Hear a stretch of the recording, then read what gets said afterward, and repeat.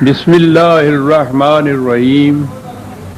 عزیزان مان، آج فروری 1983 کی 11 تاریخ ہے اور درس قرآن کریم کا آغاز سورہ الرحمن کی آیت 7 سے ہو رہا ہے۔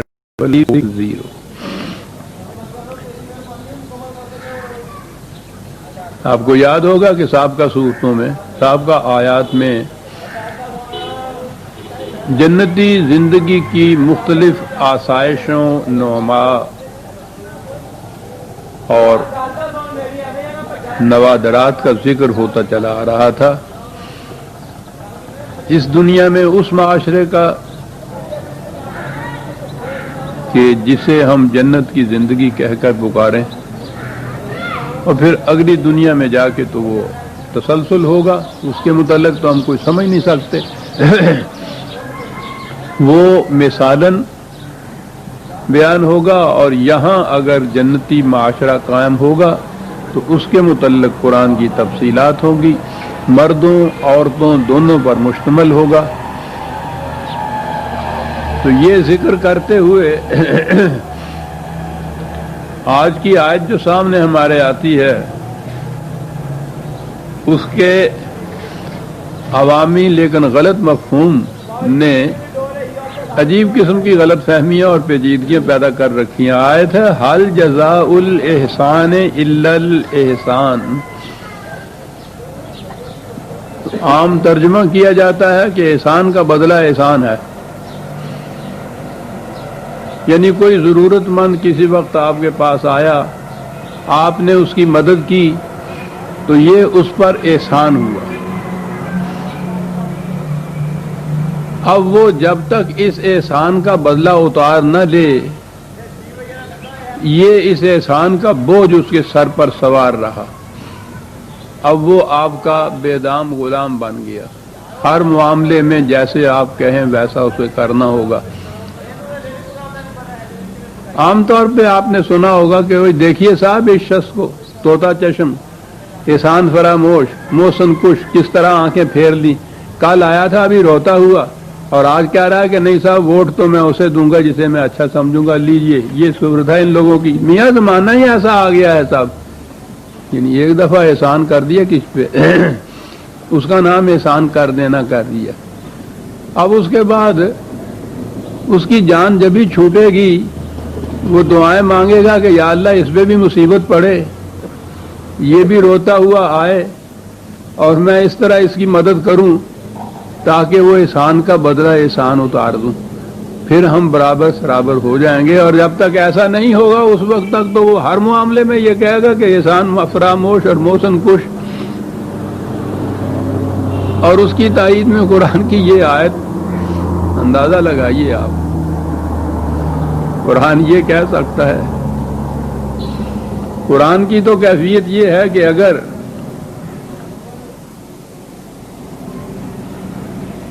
جس زمانے میں ابھی اسلامی نظام قائم نہ ہو، جنتی زندگی تشکیل ہو رہی ہو، تو اس زمانے میں انفرادی طور پر ایک دوسرے کی مدد کرنے کے مواقع ہوتے ہیں، ضرورت پڑتی ہے، مدد کی جاتی ہے۔ یہ انہیں قرآن کریم صدقات کہتا ہے،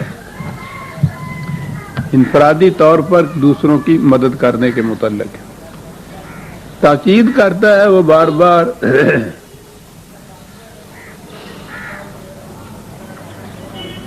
الذین ینفقون 2/262 سے 64 تک یہ آیتیں ہیں۔ الذین ینفقون اموالہم فی سبیل اللہ ثم لا یتبعون ما انفقوا منم ولا اذل، کہ اگر وہ کسی کی مدد کرتے ہیں تو ان کے ذہن میں کسی قسم کا کوئی اجر یا معاوضہ اس کا لینا نہیں ہوتا، وہ اپنی زندگی کا فریضہ اسے سمجھتے ہیں کہ اس طرح سے کہا یہ کہ اس طرح سے مدد کی، اور اس کے بعد اب جس کی مدد کی ہے یہ نہیں کہ کسی طرح بھی اس کی اذیت قلبی کا موجب بن جائے، یعنی اگر جتا بھی دیا کسی وقت آپ نے اس کو تو اس سے بھی اس کے دل کو کوفت پہنچے گی، وہ اس میں ذلت محسوس کرے گا۔ تو کہا کہ اس طرح سے کسی کی مدد کرے، اور پھر اس کے بعد یہ کیفیت ہو کہ کوئی حرکت بھی ایسی سرزد نہ ہونے پائے جس سے اس شخص کو کسی قسم کی اذیت پہنچے، تکلیف پہنچے، دل گرانی پہنچے، بالکل یہ نہ ہو۔ اگر یہ کیفیت ہے خرچ کرنے کے بعد، تو پھر یہ کہا کہ لہم اجرہم عند ربہم، وہ اجر جو اس کا ہے وہ تو اس کے عمل کے اندر مضمر تھا، یہ تو ملے گا تمہیں۔ جیسے وہ خدا، اصطلاح قرآن کی یہ ہے نا کہ وہ تو خدا کے ہاں سے تمہیں ملے گا، اس کے ساتھ معاملہ کیا کہ تم نے اس کی مدد کی اور اس کے بعد اب عمر بھر کے لیے اس کے پیچھے پڑ گئے۔ تو کہنے لگے کہ اس طرح مدد کرنے والا اس طرح کہ اس کے بعد کبھی زندگی بھر ایسا کوئی اشارتاً کنایتاً بھی کوئی بات ایسی نہ کرے کہ جس سے اس کو کسی قسم کی اذیت پہنچے، دل گرانی اس کی محسوس ہو، ذلت اس کو محسوس ہو، قطعاً یہ نہ کرے۔ اگر ایسا کیا، یا ایھا الذین آمنوا لا تبطلوا صدقاتکم بالمن والعذی،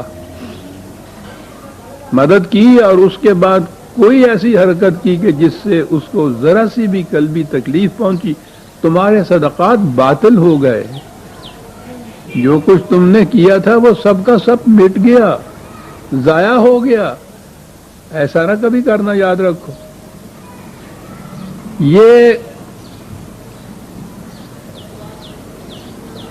بیشتر مقامات پر قرآن کریم نے اس کی تاکید کی ہے کہ انفرادی طور پر مدد کرنی پڑے تو اس کے بعد پھر یہ نہ ہو کہ تم اس کا احسان جتاتے رہو، جسے ہمارے ہاں کہتے ہیں، اس کو اذیت کے باعث بنتے رہو۔ یہ اس کی بڑی اذیت کا باعث ہے۔ اس سے تو وہ ہر بار یہ کہے گا کہ اچھا ہوتا میں اس کے پاس مدد کے لیے نہ آتا، یہ مدد نہ ہی کرتا میری، تو اس سے بہتر یہ تھا بجائے اس کے کہ ایک دفعہ وہ میری مدد کی اور عمر بھر کے لیے وجہ تذلیل ہو گیا میرے لیے، اس کا مدد کرنا تھا۔ بلکہ آگے تو یہ کہا ہے اس نے،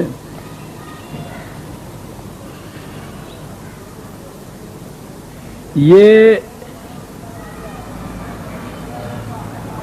کاہے کے لیے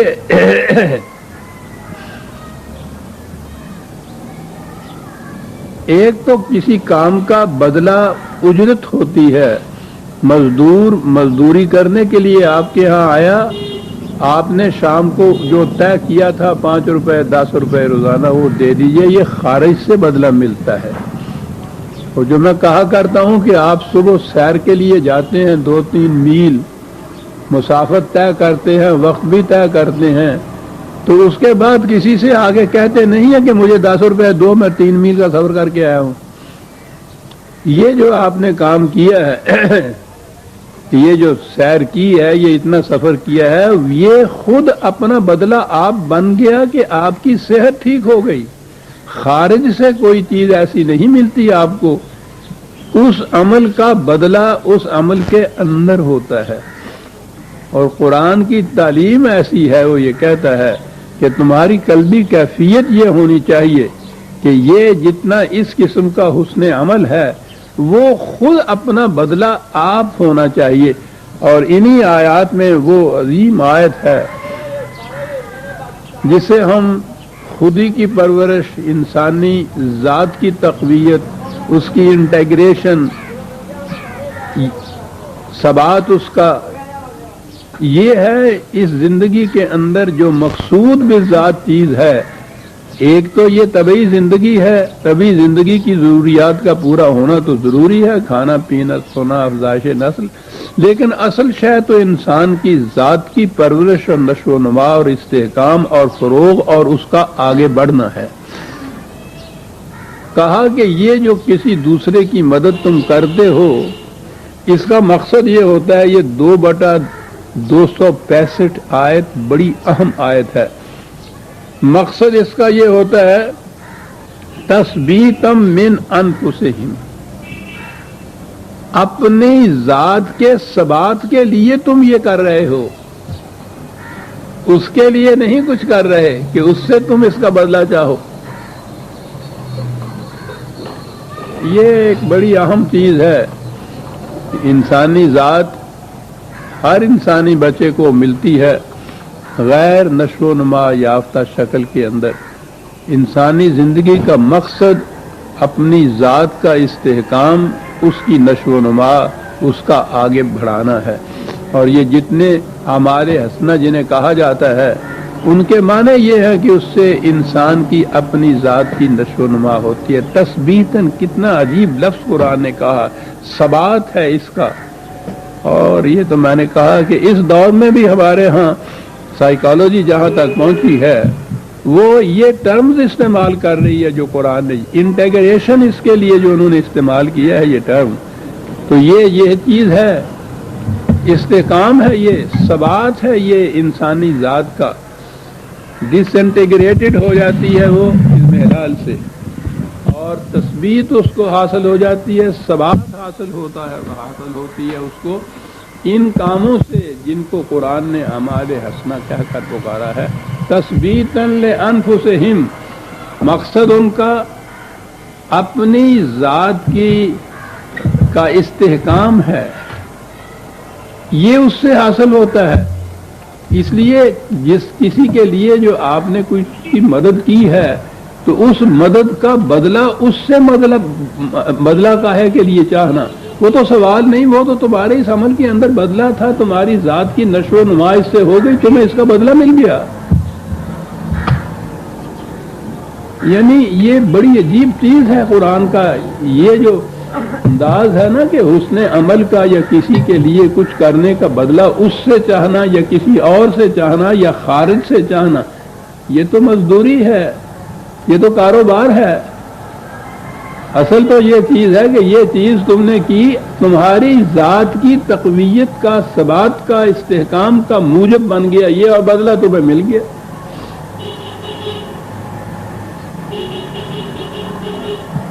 وہ کہتا ہے کہ یہ مومنین کا تو شعار یہ ہوتا ہے 76/9، 76/9، بڑی اہم آیت ہے وہ بھی. جی کہتا ہے یہ وہ لوگ ہیں، یہ جماعت مومنین والے، وہ اگر کسی سے کوئی مدد کرتے ہیں تو اسے کہتے ہیں کہ لا نرید منکم جزاء ولا شکورا، جو کچھ ہم نے تمہارے لیے کیا ہے اس کا کوئی بدلہ تم سے لینا تو ایک طرف رہا، ہم تو شکریہ کے بھی متمنی نہیں ہیں، نہ ستائش کی تمنا نہ صلہ کی امید، شکریہ تک کے بھی متمنی نہیں ہے کہ تم ہمارے لیے شکریہ ہمارا ادا کرو. تو یہ کہے گا کہ میں نے تمہارے لیے کچھ نہیں کیا ہے جو تم شکریہ میرا ادا کرو، میں نے اپنی ذات کے لیے یہ کیا ہے. یعنی اس مقام تک پہنچاتا ہے قرآن. باہمی تعاون جسے کہتے ہیں آپ معاشرے کے اندر ایک دوسرے کی مدد کرنا، یہ تو ضروری ہوتا ہے. معاشرے کے اندر ایک کو دوسرے سے کام بڑھتا ہے، لیکن اس کام کے لیے قرآن اس مقام تک لے جاتا ہے جماعت مومنین کو یا ایک عبد مومن کو کہ وہ کسی دوسرے کے لیے اگر کوئی کام اس قسم کا کرتا ہے تو سوال ہی نہیں پیدا ہوتا کہ وہ اپنے ذہن میں یہ بات رکھے کہ اس کا بدلہ اس سے مجھے کچھ ملے گا. وہ اس کے شکریہ تک کبھی متمنی نہیں ہوتا. اب یہ اس آیت کے معنی پھر کیا ہوئے؟ الجزاء الاحسان الا الاحسان. عجیب چیز ہے. قرآن کریم نے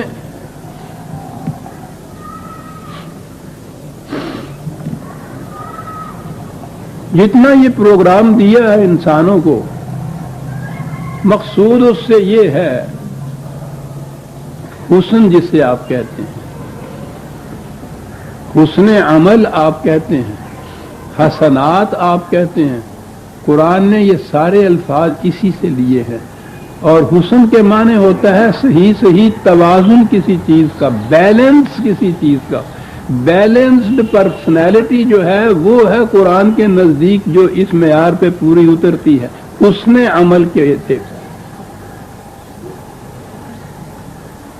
تو معنی اس آیت کے یا اس سے متعلقہ آیات کے یہ ہیں کہ کہیں تم نے دیکھا کہ کسی کا توازن بگڑ رہا ہے تو تم نے اس کے توازن کو ٹھیک کر دیا، اس کا توازن ٹھیک ہو گیا، تمہیں اس کا بدلہ مل گیا۔ احسان کے معنی ہے بگڑے ہوئے توازن کو صحیح کر کے اس کا حسن پیدا کر دینا اس میں۔ تو تمہیں یہ اچھا نہیں لگا تھا نا، اور بگڑے ہوئے توازن تو چھوڑ دیجئے، ذوق سلیم رکھنے والا تو کہیں سے گزرے، تصویر ٹنگی ہوئی ہو اور وہ ذرا ٹیڑھی ہو تو وہ اس کو بدنما نظر آئے گی۔ وہ چلتے ہوئے اگر اس کو ذرا سا یوں کر کے اس کو صحیح کر دیتا ہے تو وہ خوش ہو جاتا ہے کہ صحیح ہو گئے۔ کہا کہ اس کا توازن بگڑ گیا تھا، تم نے اس کا توازن ٹھیک کر دیا تو یہ بدلہ مل گیا اس کا۔ کس مقام پہ قرآن لے جاتا ہے عزیزان والے انسانوں کو۔ بگڑے ہوئے توازن کو صحیح کر دینا احسان ہے، اور اس کا بدلہ یہ ہے کہ وہ تم چاہتے تھے کہ یہ صحیح ہو جائے، اس کا حسن قائم ہو جائے، اس کا بیلنس صحیح ہو جائے، وہ ہو گیا صحیح، یہی تو تم چاہتے تھے، تو بدلہ تو مل گیا تمہیں۔ حل جزاء الاحسان الا الاحسان، امبیلنس کا بیلنس ٹھیک کر دینا بجائے خیش اس کا بدلہ ہے۔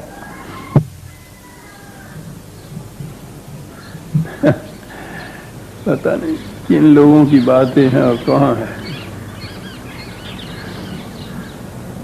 کئی مقامات پر اس نے ان چیزوں کو کہا ہے۔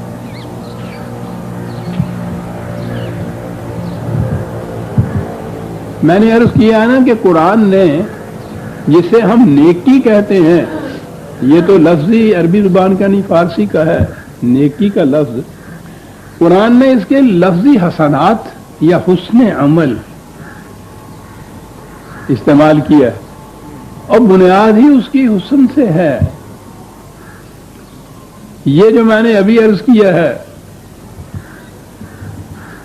کہ بگڑے ہوئے توازن کو صحیح تم نے کیا، توازن صحیح ہو گیا، اس کا حسن پیدا ہو گیا، تمہیں اس کا بدلہ مل گیا۔ کیسے الفاظ ہیں قرآن کے؟ 10/26 للذین احسنوا الحسنی،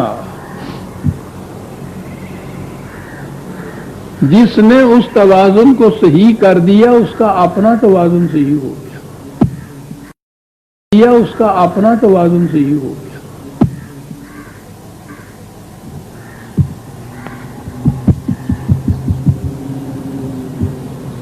اور یہی تو تم چاہتے تھے کہ حسنات کا مقصد کیا ہوتا ہے، جن کو ہم نیک کام کہتے ہیں، نیکیاں کہتے ہیں، وہ ہے ہی یہ چیز۔ سب سے پہلے اپنی ذات کا بگڑا ہوا توازن صحیح کرنا، بیلنسڈ پرسنالٹی۔ پھر جو دوسرے لوگ ہیں ان کے متعلق جہاں کہیں تم دیکھو، کوشش کرو کہ ان کا بگڑا ہوا توازن بھی صحیح ہو جائے، پھر پورے معاشرے کا بگڑا ہوا توازن صحیح ہو جائے۔ اور جماعت مومنین کا فریضہ تو عالمگیر ہے، اور آگے وسعت دیتے چلے جاؤ، جہاں تک تم پہنچتے چلے جاؤ گے، حتیٰ کہ پورا قرۂ ارض توازن اگر صحیح ہو جائے انسانیت کا یا نو انسان کا، تو اس سے بڑی جنت تو کوئی اور ہو ہی نہیں سکتی صاحب۔ یہ جتنی خرابیاں، آپس کے فسادات، تزاحمات، تصادمات یہ ہوتے ہیں، ہر روز یہ بگڑے ہوئے توازن کے ہوتے ہیں عزیزان من۔ کسی کرسی کا ایک پایا جو باقیوں سے ذرا 1 انچ کا 10واں حصہ بھی چھوٹا ہو، بیٹھ کے دیکھیے اس کے اوپر، وہ جاتا ہے آدمی، چلتا چلتا لڑکھڑا کے گر پڑتا، ہوتا کیا ہے؟ اس کا توازن قائم نہیں رہتا۔ یہ آپ نہایت آسانی سے بغیر لاشعوری طور پر چلتے جاتے ہیں، بیٹھتے جاتے ہیں، کیا ہے؟ توازن صحیح ہے آپ کا، ذرا توازن بگڑا اور لڑکھڑائے آپ اور گرے۔ تو قرآن سارا زور اس پہ دیتا ہے۔ صحت نام ہی حسن توازن اس کا۔ آپ کے قوا کے جو اندر توازن ہے وہ اگر صحیح رہے تو اس کا نام صحت ہے۔ اس میں اگر ذرا کہیں کمی بیشی ہوتی ہے کسی خلق کے اندر تو اس کا نام مرض ہے۔ علاج نام اس کا ہے کہ وہ جو اندر بگڑا ہوا توازن ہے مختلف اخلاق میں، ان کو وہ درست کر کے تو توازن ٹھیک کر دیتے ہیں۔ جب میں نے پچھلی دفعہ بھی عرض کیا تھا کہ یہ دوائیاں جو نسخوں سے علاج کرتے تھے ہمارے حکماء، اور اب بھی جو دوائیاں دی جاتی ہیں، اجزاء جو ہیں وہ تو آسانی سے لکھ دیتے تھے اعضاء۔ میں نے ان کے مطلب میں بیٹھ کے دیکھا ہے دلی کے حکماء کے ہاں، تشخیص بھی بڑی آسانی سے کر لیتے تھے، نسخہ بڑی آسانی سے بول ہی دیتے تھے، ساتھ نسخہ نویس ہوتا تھا، نسخہ لکھنے کے بعد وہ نسخہ ان کو دکھاتا تھا اور وہاں وہ سوچ میں پڑ جاتے تھے کہ 3 دانے منقع کے نہیں، 5 دانے، 3 ماشے کے لیے یہ اس کو 6 ماشے کر دیجیے۔ میں نے یہ بھی دیکھا ہے، بڑے اچھے حکیم ہوتے تھے، یہ طب میرا اپنا مشغلہ بھی رہا ہے، کہ انہوں نے آگے کہا مریض نے کہ جی یہ میں لے تو گیا تھا نسخہ، کچھ آرام نہیں ہوا، کس طرح سے پیا تھا؟ کہنے لگے کہ جی وہ جوش دے کے آپ نے کہا تھا نا کہ پی لینا، جوش دے کے بھاپ نکل رہی تھی، کہنے لگے ہاں، کہنے لگے نہیں، بھاپ نکال دینا، کنکنا کر کے پی لینا، پھر آنا کل۔ اور اس آیا اور اس نے کہا کہ جی آج تو آرام ہو گیا مجھے۔ ذرا سا توازن بگڑا ہوا تھا، وہ ذرا سا زیادہ تیز گرم اس نے پیا تھا، انہوں نے اس کو وہ کنکنا کہتے تھے اپنی دلی کی زبان میں، بھاپ نکال کے پی لینا، کنکنا کر کے پی لینا۔ یعنی یہ چیزیں جو ہیں بڑی چھوٹی چھوٹی چیزیں ہیں، اثر بڑا دور تک جاتا ہے ان کا۔ توازن بگڑنا ہے نا ایک چیز کا۔ کئی دفعہ تو اتنا ہی کرتے تھے کہ وہ 4 دانے منقع کے بجائے 3 دانے کر دیتے تھے سر۔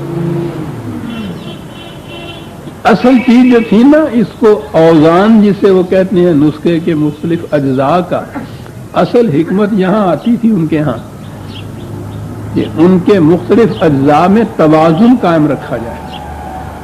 تو یہ جو ہے توازن قائم رکھنا، یہ ہے حسن پیدا کر دینا، اسی کو حسنات کہتے ہیں، اسی کو حسن عمل کہتے ہیں، اسی کو الاحسان کہا گیا ہے۔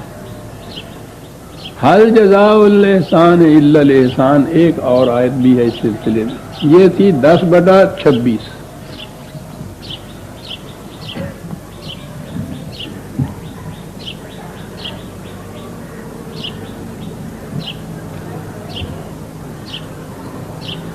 یہ خود قرآن کریم کے متعلق ہے، پوچھا گیا، بڑی عظیم آیت ہے، 16/30۔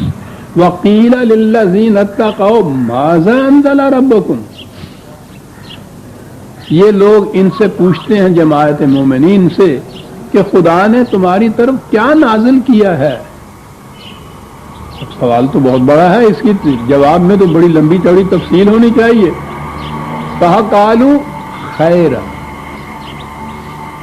جو کچھ اس نے نازل کیا ہے شر کے مقابلے میں خیر آتا ہے نا، وہ خیر ہی خیر ہے۔ کہا پھر بھی بات بتاؤ، کہنے لگے یہ کہ للذین احسنوا فی ہذہ الدنیا حسنۃ ولدار الآخرۃ خیر، اس نے ہمیں ایک ایسا نسخہ دیا ہے کہ اگر ہم اس کو استعمال کریں گے تو اس دنیا میں بھی ہمارا توازن برقرار رہے گا اور اگلی زندگی کے اندر بھی خیر ہوگا۔ کہا یہ ہے جو خدا نے نازل کیا ہے۔ یہ جواب دیا جاتا ہے، جواب سننے والے بھی اس دور کے سمجھتے تھے کہ بات یہ کیا کہہ گیا ہے، جواب دینے والے بھی جانتے تھے کہ خدا نے کیا نازل کیا ہے، کہنے کے نازل کیا خیر ہی خیر نازل کیا ہے سر، وہ کیا نتیجہ نکلے گا فی ہذہ الدنیا سر، توازن قائم ہو جائے گا اس دنیا میں بھی اگلی زندگی کے اندر بھی۔ یہ ہے جو خدا نے نازل کیا ہے۔ وَلَنِعْمَ دَارُ الْمُتَّقِينَ، بس اس قسم کے گھر ہوتے ہیں متقیوں کے لیے، بڑے عمدہ گھر ہوتے ہیں یہ۔ ایک گھر کے اندر ہی اگر توازن آپ کا صحیح ہو جائے عزیزان من، گھر جنت بن جاتا ہے۔ حل جزاء الاحسان الا الاحسان، اب بات سمجھ میں آ گئی کہ اس معاشرہ میں تعاون کی ضرورت پڑے گی، ایک دوسرے کی مدد کرنے کی ضرورت پڑے گی، تو اس ضرورت کے ماتحت یہ نہیں ہے کہ کسی کا کام اگر تم نے کیا ہے تو اس پہ احسان جتاتے شروع کرو ہماری زبان میں، بالکل نہیں۔ وہ ضرورت مند کیوں ہے؟ اس کا توازن بگڑ گیا ہے،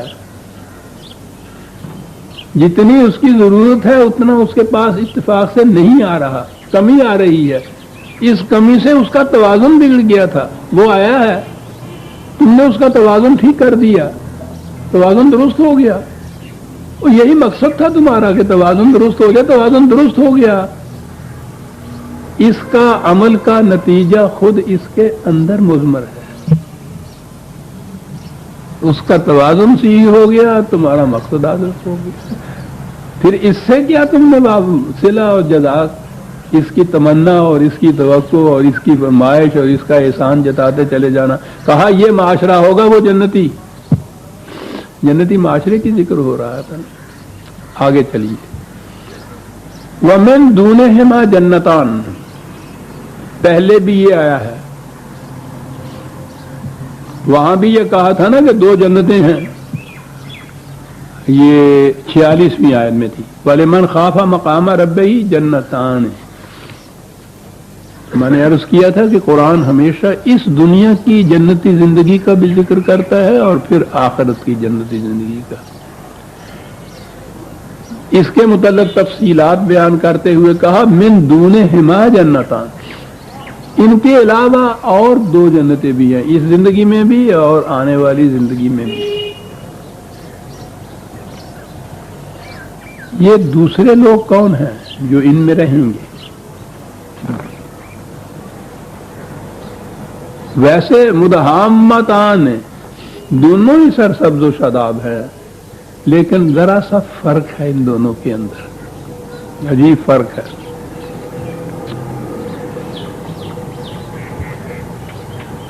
یہ اسلامی نظام یا جنتی زندگی کی تشکیل کا پروگرام جب شروع ہوگا، اور تاریخ ہمیں بتاتی ہے نبی اکرم صلی اللہ علیہ وسلم نے جب شروع کیا تو ابتدائی دور میں جو لوگ اس کا ساتھ دیتے ہیں ان کے حصے میں مصیبتیں، مشقتیں، تکلیفات، صعوبات یہی آتی ہیں، مخالفت دنیا بھر کی، اور اس وقت ریٹرن کچھ نہیں ہوتا، ابھی ملتا کچھ نہیں ہے، وہ جو پہلی اپنی ذہنی جنت تھی وہ تو چھن چکی ہوتی ہے، حقیقی جنتی جس کے لیے محنت کر رہے ہیں وہ ابھی وجود میں آئی نہیں ہوتی۔ یہ جو پہلا دور ہوتا ہے یہ کوکنی کا دور ہوتا ہے، خارا شگافی کا دور ہوتا ہے، اس میں سے جوئے شیر تو آخر میں آ کے نکلتی ہے۔ یہ جو پہل کرنے والے ہوتے ہیں جن کے حصے میں مصائب و تکالیف ہی ہوتی ہیں، نظام ابھی قائم نہیں ہوا ہوتا، یہ السابقون الاولون کہلاتے ہیں۔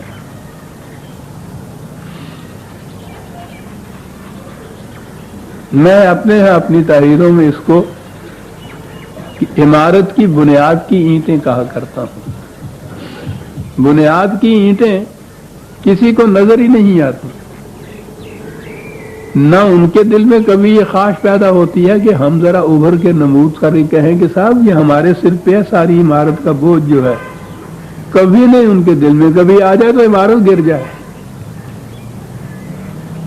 انہوں نے عمارت کا بوجھ اٹھایا ہوا ہوتا ہے اور خود کسی نمود کی خواہش تک ان کے دل میں نہیں ہوتی۔ بڑا بلند مقام ہے السابقون الاولون کا۔ یہ جو کسی اس قسم کے نظام کی ابتدا کرنے والے لوگ ہوتے ہیں ان کے حصے میں مصیبتیں اور مشقتیں ہی آتے ہیں۔ یہ تو ابتدائی دور ہے کسان کا کہ جو اس میں وہ ہل چلاتا ہے، پانی دیتا ہے، دھوپ میں وارتا ہے، ہو سکتا ہے کہ اس کی زندگی میں وہ فصل نہ پکے، فصل اس کے بعد والے جو ہیں وہ پھر لے کے چلے جائے۔ تو یہ جو ابتدا کرنے والے ہیں اس پروگرام کی، ان کا مقام بڑا بلند ہوتا ہے۔ قرآن کریم نے انہی لوگوں کو السابقون الاولون کہا ہے۔ اس کے بعد جو دوسرے لوگ بعد میں آنے والے ہوتے ہیں وہ اس پروگرام کو آگے بڑھاتے ہیں، مستحکم کرتے ہیں، لیکن وہ دور وہ ہوتا ہے کہ یہ اپنے پھل دینے شروع کر دیتا ہے، اس میں نظام قائم ہو جاتا ہے۔ جتنی چیزیں اس نظام کی، اس حسن عمل کی یا قرآن کی روح سے اس جنتی زندگی کی جتنی آسائشیں، نعما، جتنی چیزیں ہوتی ہیں وہ حاصل ہونی شروع ہو گئی ہوتی ہیں۔ اب انہوں نے یا تو بیرونی خطرات سے اس کو محفوظ رکھنا ہوتا ہے، استحکام اس کا کرنا ہوتا ہے، یا اس میں کچھ ترقی کرنی ہوتی ہے، تو اس میں وہ مشقتیں، جگر پاش مصائب اور تکالیف اور وہ نہیں آتی، لیکن محنت ان کو بھی کرنی پڑتی ہے۔ قرآن کریم ان دو گروہوں میں امتیاز کرتا ہے، اور کرنا بھی چاہیے امتیاز۔ بڑی چیز ہے ابتدا السابقون الاولون، جو جن کو قرآن نے کہا ہے، پہلی آیت ہے 56/10۔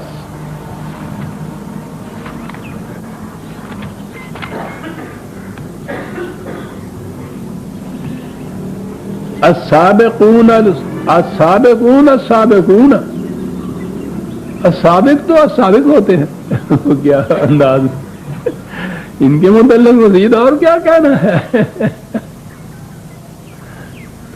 کیا بات ہے صاحب خدا کی اس کتاب، کیا سابقون کی بات پوچھتے ہو؟ سابقون وہ سابقون ہوتے ہیں، اولئک المقربون، سب سے پہلے ہوتے ہیں نا، اس لیے وہ منزل سے سب سے قریب تر ہوتے ہیں، مقرب بارگاہ خداوندی جنہیں ہم کہتے ہیں۔ اب تو ہمارے ذہن میں یہ کچھ اور ہی قسم کے لوگ آتے ہیں نا، مقربین جو ہوتے ہیں۔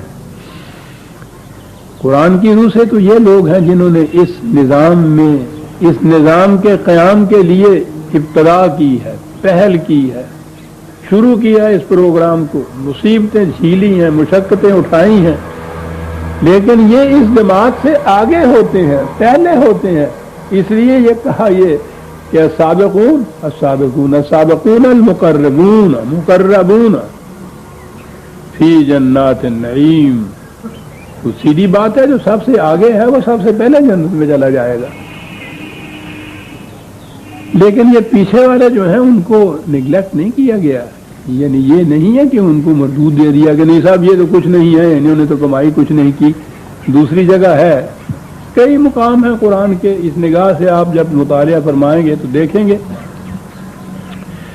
57/10 لا يستوي منكم من انفق من قبل الفتح وقاتل۔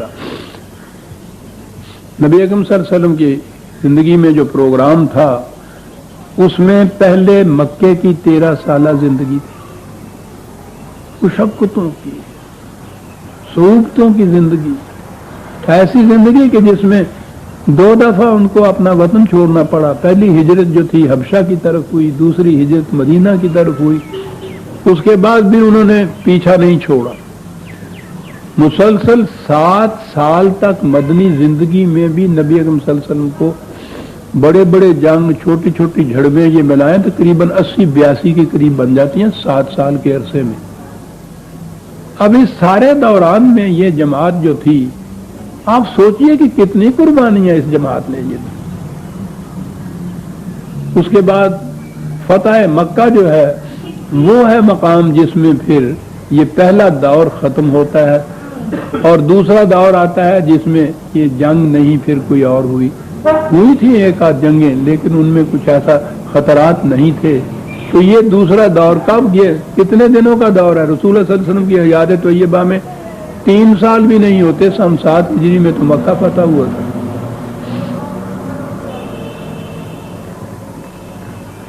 لیکن یہ بات کی زندگی میں بھی یہ جماعت جو آ کے ملے ہیں ان کے ساتھ فتح مکہ کے بعد، انہوں نے بھی قربانیاں دی ہیں، انہوں نے اس کے استحکام کے لیے، اس کے فروغ کے لیے، اس کو آگے بڑھانے کے لیے قربانیاں دی ہیں۔ لیکن قرآن نے فرق کیا ہے دونوں میں، اور فرق ہونا چاہیے۔ کہا کہ یہ دونوں برابر نہیں ہو سکتے کہ جنہوں نے فتح سے پہلے اپنا سب کچھ قربان کر دیا، میدان جنگ میں اتر آئے، جانے تک دے دی. اولئک اعظم درجاتم، ان کے درجات یقیناً بہت اونچے ہیں. من الذین، ان کے مقابلے میں، انفقوا من بعد وقاتلوا، جو ان کے بعد آئے انہوں نے بھی بہت کچھ صرف کیا، خرچ کیا، انہوں نے بھی جنگیں لڑی، انہوں نے بھی جانیں دی. یعنی یہ دونوں کے درجات کا تفاوت جو ہے اس کو تو بیان کیا، لیکن اندازہ لگائیے قرآن کا. وَكُلًّا وَعَدَ اللَّهُ الْحُسْنَى، ویسے خدا کا جو وعدہ حسنہ ہے یہ سب کے ساتھ ہے. وَاللَّهُ بِمَا تَعْمَلُونَ خَبِيرٌ، ہمیں معلوم ہے کہ کون کیا کرتا ہے، کس وقت کرتا ہے. درجات جو ہیں یہ دو، اس میں تو امتیاز پیدا کر دیا، پہل کرنے والے اور بعد میں آنے والے، لیکن سب کے ساتھ کہا وعدہ حسنہ ہمارا موجود ہے. تو اب یہ دو گروہ ہو گئے قرآن کی روح سے. تو پہلا جو تھا اس کے لیے تو وہ جنت اولا جس کا پہلے ذکر کیا گیا تھا، اور کہا کہ اس کے علاوہ بھی دو جنتیں ہیں، یہاں کی بھی وہاں کی بھی. اور یہ دو گروہ السابقون الاولون کا، اور یہ دوسرا جو ان کے بعد آ رہا ہے، یہ بھی اہل جنت ہیں. ان کی زندگی کی یہاں جنت کی زندگی ہوگی. اب یہ علی ربکما تکذبان دہرائے چلا آ رہا ہے. مدعامتان، یہ جنتیں بھی سرسبز و شاداب ہیں، ان میں بھی پھل ملتا ہے. اب یہ علی ربکما تکذبان.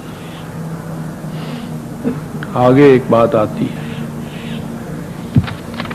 میں نے اس دن عرض کیا تھا جہاں قرآن نے کہا تھا کہ اس میں چشمے ہیں بہنے والے، جاری چشمے. میں نے کہا تھا کہ ویسے پانی کے متعلق تو قرآن نے کہا ہے اور اب سائنس کہہ رہی ہے وَجَعَلْنَا مِنَ الْمَاءِ كُلِّ شَيْءٍ حَيٍّ، زندگی کا مدار پانی پہ ہے. اور پھر عربوں کی قوم میں تو پانی جو ہے اس کی قیمت ہی کچھ نہیں ہو سکتی سر.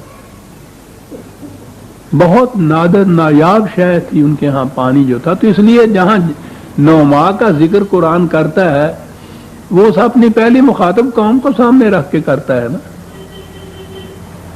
سایہ دار درخت، پانی، نخلستان، یہ سارا کچھ، گرمی نہیں ہوگی، سایہ ہوگا، یہ سارا کچھ ہوگا.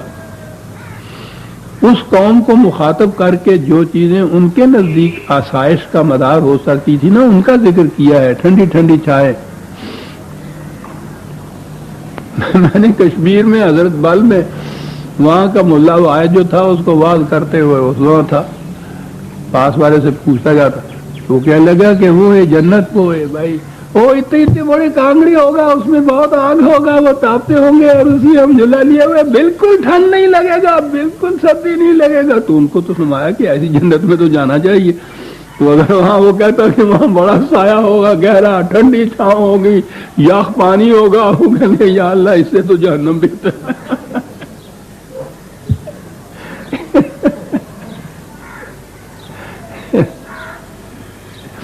جس طرح میں کبھی کہا کرتا ہوں کہ اگر حضور ادھر مبعوث ہوتے تو جہاں قرآن نے کھجوروں کا ذکر کیا یقیناً آم کا ذکر کرتا.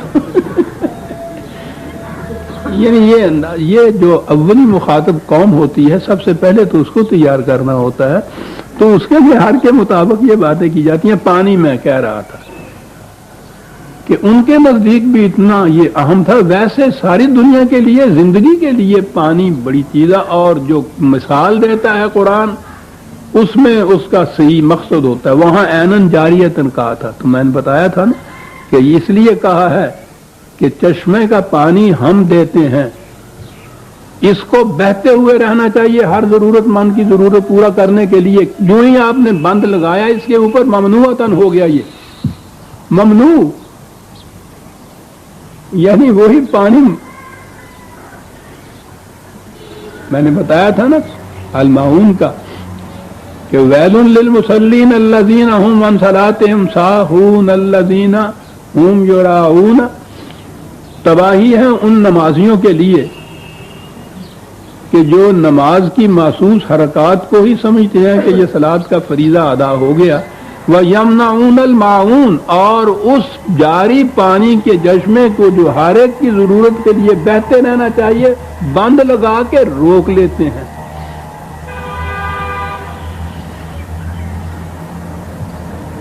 जिन चीजों पर जिंदगी का मदार है उन्हें नौ इंसानी के लिए खुला रखने की बजाय उनको बंद लगा के रोक लेना और समझना कि हम जो नमाज पढ़ आते हैं तो फरीजा अदा हो जाती है। वैलुल लिल मुसल्लिन, तबाही है इन मुसल्लीन के लिए। अंदाजा लगाइए अजीज़ान मन, जुर्म क्या है? यमनाऊन अल माऊन, जिन चीजों पे जिंदगी का मदार है उनको बहते पानी की तरह रहना चाहिए, उस पर बंद नहीं लगना चाहिए। तो वहां ये बात बताई थी। यहाँ एक चीज और बताई है साहब, उस पर तो पूछो नहीं, इंसान आशाश का रखता है।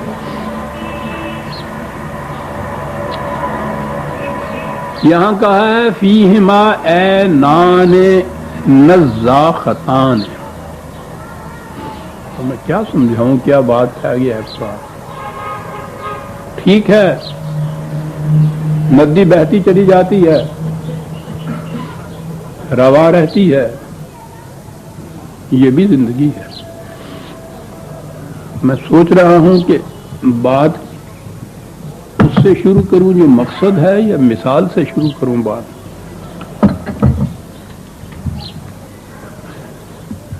इस्लाम की ये बुनियादी फिलॉसफी है।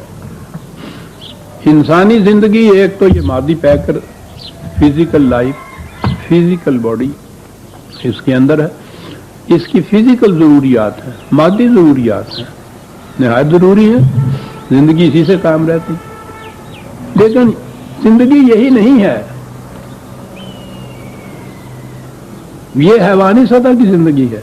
इंसान में एक और शय भी है जिसे उसने इसकी जात, इसका नफ्स, इसकी खुदी कहा है। मकसूद भी जात उस इंसान की अपनी जात या उस खुदी की नशो नमा है, उसका पुख्ता करना है। कुरान कहता यह है कि इससे इंसानी जात अपने इर्तकाई मनाज़िल तय करती हुई, इर्तका के माने होता है ऊंचा भी साथ होते चले जाना, इर्तकाई मनाज़िल तय करती हुई आगे बढ़ती है, यानी ये आगे भी बढ़ती है और बुलंदियों की तरफ भी जाती है। जरा तवज्जो तलब बात हो जाएगी। जिंदगी जुए रवानस तो रवा खाद, यानी इसको यही खत्म नहीं हो जाना। सांस के साथ इंसान की जिंदगी खत्म नहीं होती, इसके जिस्म की जिंदगी खत्म होती है। जिंदगी ने और आगे भी जाना है। ये एक नदी है, जुए रवानस्त रवा खाद, लेकिन इसने बुलंदियों की तरफ भी जाना है। अब नदी की रवानी में बुलंदी नहीं होती, रवानी होती है सारी। और कुरान ने कहा है कि ये उस खुदा की दी हुई जात है जो जिल मारिज है। एक मिसाल के अंदर वो ये बात इतनी समझा गया है। मारिज सीढ़ी को कहते, सीढ़ियों वाला खुदा। सीढ़ी सीधी भी होती है और ऊपर की तरफ भी ले जाती है, जिसे दर्जात कहते हैं ना, दर्जा बुलंद है। वो सीढ़ी का जो एक एक डंडा होता है ना, पौड़ियां जिन्हों कहते ने, उसे दर्जा कहते हैं। फिर बात और याद आ गई, इस कौम की जुबान जो है वही सीढ़ी, जब ऊपर की तरफ आप चढ़ते हैं तो वो उसके डंडों को दर्जात कहते हैं, जब आप उतरते हैं तो डंडे वही होते हैं, लेकिन आप नीचे आ रहे होते हैं उनको वो दरकात कहते हैं।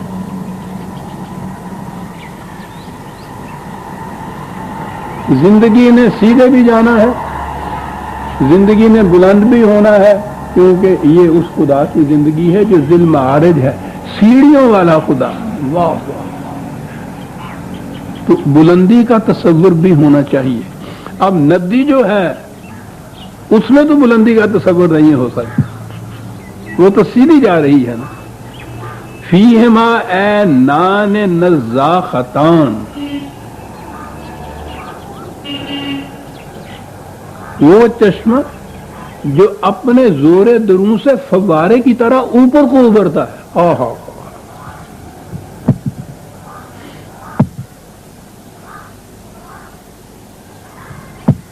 اب ارتقاء جو ہے انسانی ذات کا وہ اس کے اندر آ گیا. قرآن نے کہا یہ ہے حسن عمل کے متعلق 35/10 اگر آپ لیں گے.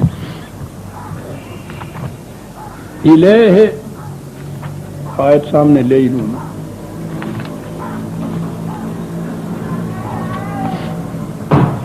جی ہاں،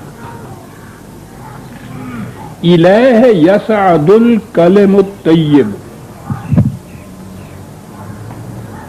کوئی بھی قرآن کی آیت کوئی لفظ لے لیجئے کہ کرشمہ دامن دل می کشت کے جا یوں جاس، وہ کہتا ہے یہی کھڑا ہو جا، آگے نہ جا.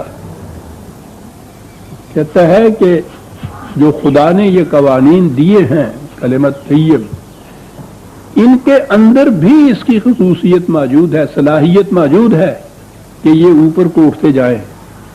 یہ بھی ہے، لیکن ان کے از خود اوپر کو اٹھنے کی رفتار بڑی سست رفتار ہوگی. والعمل الصالح یرفعہ. ایزان عربی جاننے والے جائیں، یہ یسعدو اور یرفعو دو لفظ ہیں جس دونوں کے معنی اوپر جانا ہے. یسعدو ہے کہ جو اپنے زور دروں سے خود اپنے زور دروں سے اوپر جاتا ہے. یرفعو تمہارے یہ خود خدا کے قوانین کے اندر صلاحیت ہے کہ زمانہ آگے بڑھتا چلا جائے، یہ اپنے زور دروں سے اوپر ہوتے چلے جائیں گے. لیکن اگر ان کے ساتھ جماعت مومنین کا عمل صالح شامل ہو جائے تو بڑی تیزی سے یہ اوپر چلے جائیں گے.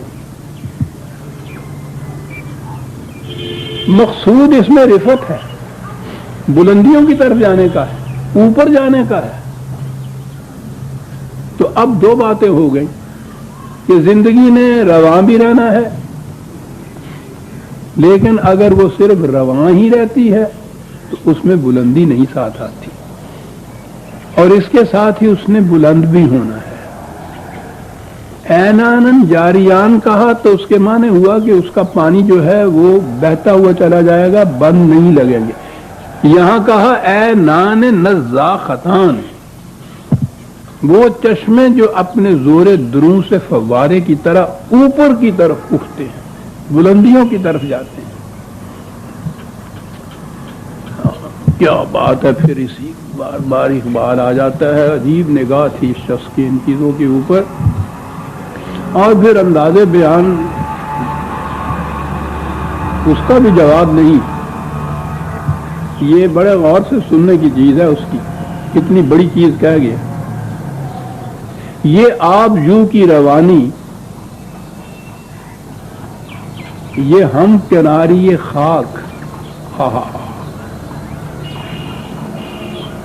میری نگاہ میں ناخوب ہے یہ نظارہ. روانی تو ہو لیکن مادے کی ساحلوں کے اندر اگر وہ محصور ہے، محدود ہے، مقید ہے زندگی رواں تو ہوگی. لیکن عزیزان مان غور طلب چاہیے، کتنی قدرت تھی اس شخص کو بات کہنے کی. یہ آپ جو کی روانی، لیکن یہ ہم کناری خاک. میری نگاہ میں ناخوب ہے یہ نظارہ. ادھر نہ دیکھ ادھر دیکھ، اے جوان عزیز، بلند زور دروں سے ہوا ہے فوارہ.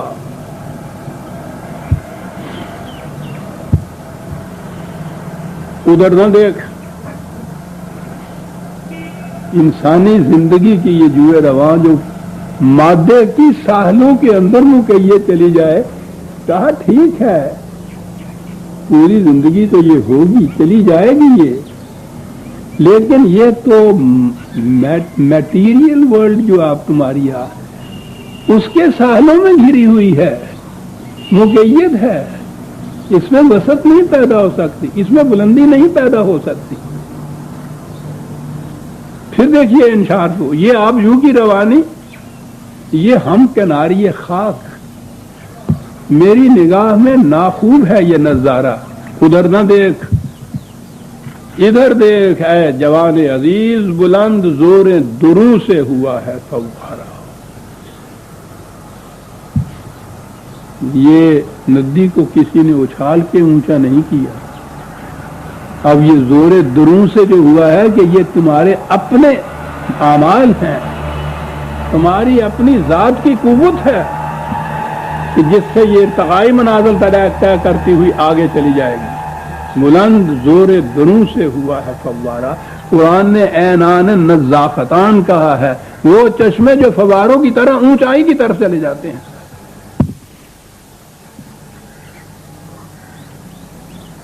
آب رواں کی طرح آگے جانے والی بھی، فوارے کی طرح اوپر اٹھنے والی بھی، صراط مستقیم پہ بھی چلی جا رہی ہے، خدائے ذل معارج کے پیچھے پیچھے بھی چلی جا رہی ہے، سیڑھیاں بھی چڑھتی چلی جا رہی ہے۔ سب کیا مثالیں ہیں، کیا استعارے ہیں، کیا تشبیہات ہیں، ادھر قرآن کی ادھر سمجھانے والا یہ اقبال کی، پوچھو نہیں عزیزان من تیری کیا کہتی ہے تو فبأي آلاء ربكما تكذبان۔ واہ واہ واہ،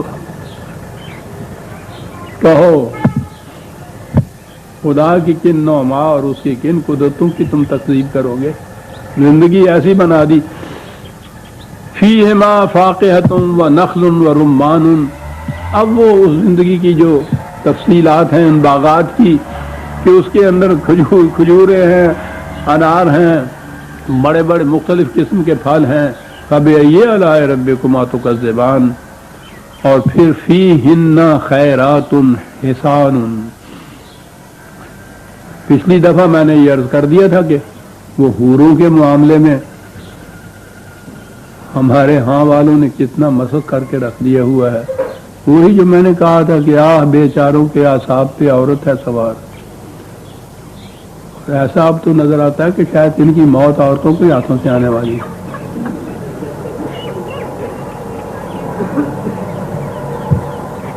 وہ کہتے ہیں ہمارے اس دور کے نئے مجدد جو پیدا ہوئے ہیں، وہ کہہ رہے ہیں کہ عورتوں کی حکومت میں تو انسان کو زندہ رہنے کی بجائے مردوں کو مر جانا چاہیے۔ میں نے کہا اچھا ہی ہے، خاص کم جہاں پاک۔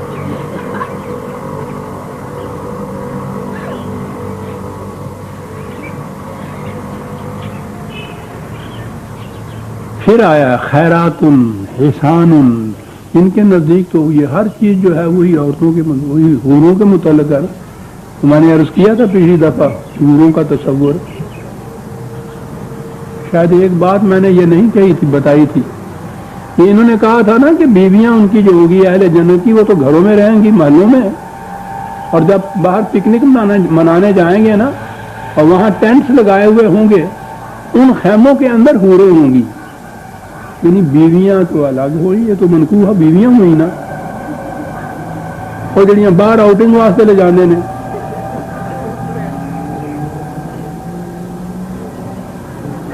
مودودی صاحب تھے نا، تفہیم القرآن ہے جی، یہ انگریزی میں ہی ترجمے ہو رہے ہیں، دنیا دیکھے گی کہ اسلام کیا ہے۔ تو ان سے پوچھا گیا کہ صاحب یہ ہوئے ہوں گی کون؟ بیویاں تو یہ ہو گئیں، معاذ اللہ معاذ اللہ، خدا کرے کہ کسی غیر مسلم کی نظر میں نہ پڑے۔ انہوں نے لکھا ہے وہاں کہ یہ غیر مسلم کفار کی وہ بچیاں جو چھوٹی چھوٹی مر جائیں گی تو ان کو تو خدا جہنم میں تو بھیجے گا نہیں، ان کو وہاں جوان کر کے ان مومنوں کو سپرد کر دی جائیں گی، یہ ہوں گی جو پکنک میں ساتھ جائیں گی۔ میرے اللہ،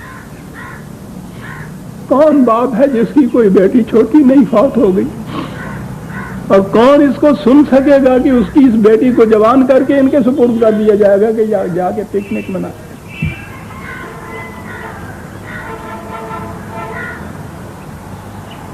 لیکن کون کس سے کہے اس دور میں، یہاں تو بات کرنے کو ترستی ہے زبان میری۔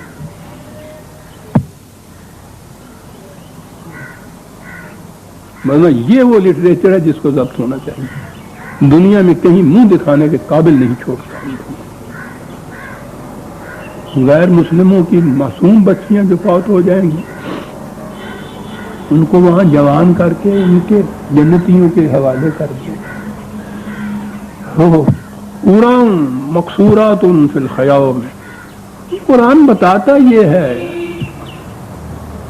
عورت کی سب سے بڑی خصوصیت عفت اور عصمت کی حفاظت. یعنی حضرت مریم علیہ السلام کو قرآن کریم نے کہا وہ منتخب تھی، ان کا ذکر اس طرح سے کیا ہے کہ ہم بھی جب نام دیتے ہیں تو علیہ السلام وغیرہ جو ہے نا یہ صرف انبیاء کرام کے لیے ہے.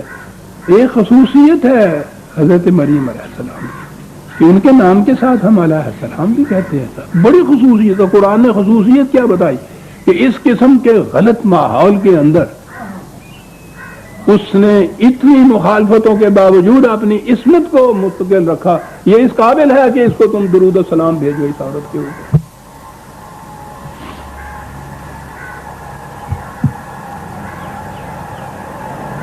اتنی قدر و قیمت ہے اس کی.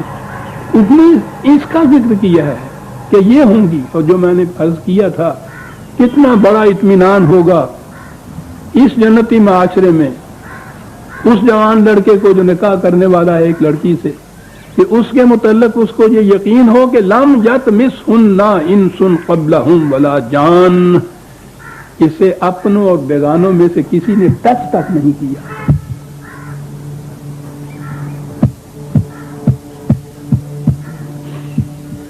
فبأي آلاء ربكما تكذبان. اور پھر وہ آسائشیں متکئین علی رفرف خضر و عبقری حسان، فرش، قالین نہایت عمدہ، تکیے سبز رنگ کے ریشم. فبأي آلاء ربكما تكذبان. کن کن باتوں کی تم یہ چیز کرتے چلے جاؤ گے. تبارک اسم ربک ذی الجلال والاکرام. 2-4 منٹ مانگنا چاہتا ہوں میں کیونکہ آخری آیت آ گئی لیکن آخری بھی ایسے نہیں یوں ہی میں گزر جاؤں. تبارک اسم ربک، خدا کی کس ذات کا ذکر کر رہا ہے؟ برکت. ہم تو یوں ہی کہتے ہیں نا کہ اللہ برکت دے کہ برکت پائے. روٹی کھان لگے بسم اللہ پڑھ لیا کرو تو برکت پہنی ہے. کبھی یہ بات جو تھی تو واقعی یہ تھی لیکن کیا مانیں گے کیا چیز ہے؟ خدا کے متعلق ہے تبارک اسم ربک، برکت والا مبارک نام. کیا برکت کے معنی کیا ہوتا ہے؟ عجیب قوم تھی اور عجیب قرآن نے الفاظ چنے ہیں. کوئی شے جو اپنے مقام پہ مستحکم بھی ہو اور وہ بڑھتی بھی چلی جائے، پھولتی چلی جائے، اسے نشو و نما بھی پاتی چلی جائے. مستحکم بھی ہو اور نشو و نما بھی پا رہا ہے. دیکھا یہ دو متضاد سی چیزیں نظر آتی ہیں. پودا جڑیں اس کی مستحکم ہوتی ہیں، نشو و نما پاتا ہوا اوپر کو چلا جاتا ہے. یہ کیفیت جب ہو نا نشو و نما کی کہ اپنے مقام کے اوپر وہ مستحکم بھی ہو اور ساتھ اس کے نشو و نما پاتا ہوا بڑھتا بھی چلا جائے، اس کو برکت کہتے ہیں.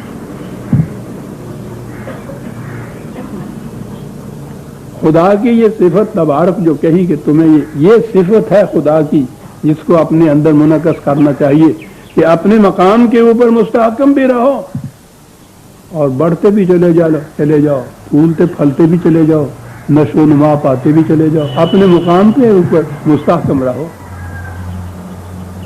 ہم کیوں پرکاریم پائے در شریعت مستقیم، پائے دیگر سیر افساد و دو ملت کر رہے ہیں. پرکار کی طرح کہ ایک اس کا پاؤں اس کے سینٹر کے اوپر جمع ہوا ہو اور پھر دوسرا پاؤں جو ہے ساری دنیا میں گھومتا پھرتا رہے. اگر یہ پاؤں ہل گیا اپنے مقام پہ سارا دائرہ ناس ہو جائے گا.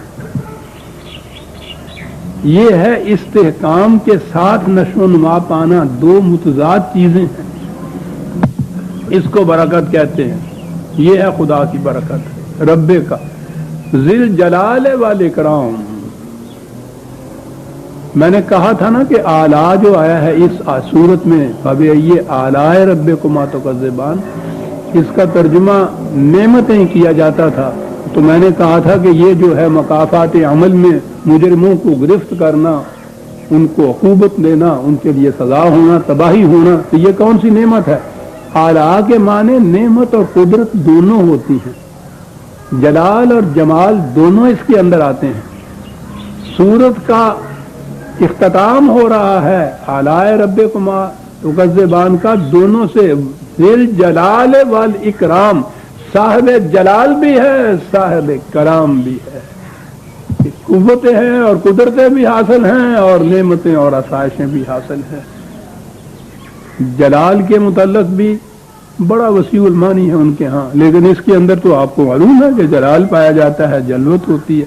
اور اکرام کا لفظ تو عربی زبان کے اندر پوچھو نہیں، یعنی وہ انسان کے لیے اس سے بہتر کوئی اور صفت کا لفظ ہی نہیں تھا. سینکڑوں معنی ہیں اس لفظ کے، لیکن جس کے متعلق انہوں نے کہہ دیا کہ کریم، بس سمجھ لیا کہ انتہا کر دی انہوں نے صفت کی، کہ خدائے ذوالجلال والاکرام جو ہے اس پہ اس سورت کا اختتام ہوا ہے، کیونکہ شروع سے آخر تک کہتا چلا گیا تھا فَبِأَيِّ آلَاءِ رَبِّكُمَا تُكَذِّبَانِ، خدا کی کون سی نعمتوں اور قدرتوں سے تم انکار تکذیب کرو گے. وہ خدا جو صاحب ذوالجلال والاکرام بھی ہے، اور عبد مومن یا جماعت مومنین کو بھی صاحب ذوالجلال والاکرام ہونا ہوگا. جلال بھی ہوگا، اکرام بھی ہوگا، قوت بھی ہوگی، نوازشیں بھی ہوں گی. اس طرح سے ربنا تقبل منا انک انت السمیع العلیم. شکریہ.